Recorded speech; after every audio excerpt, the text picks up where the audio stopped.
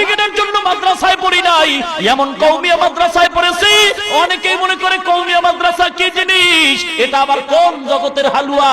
না না, কোনো হালুয়া নয়। কওমিয়া মাদ্রাসা এমন একটাই মাদ্রাসা জানো, যেই মাদ্রাসার মূল মাদ্রাসা দেওবন্দ মাদ্রাসা, যেই মাদ্রাসার শিক্ষা, যেই মাদ্রাসার এরিয়াটা আমার নবী স্বপ্ন যুগে দেখায় দিছে।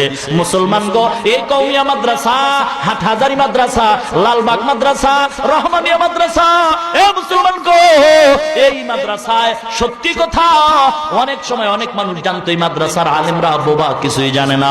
না না, ভালো করে রেকর্ড করে নাও। অনেক ক্ষেত্রেই নজর করলে দেখা যায় এলেমের সাথে আমলের শিক্ষা অনেক ক্ষেত্রেই শুধু কওমিয়াতেই এখন পাওয়া যায়।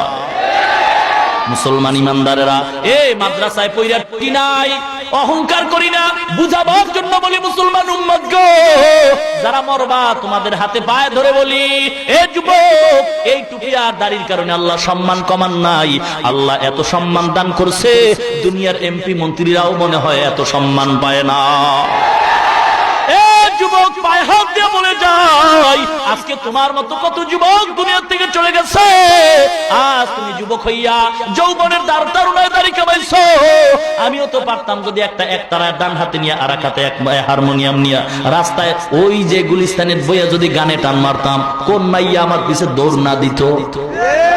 মুসলমান ইমানদার, কেন এবার টুপি মাথায় দিলাম? টুপি মাথায় দিলে নাকি মাথাটা গরম হয়? বোকা, না না, টুপি মাথায় না দিলেই মাথা গরম হয়।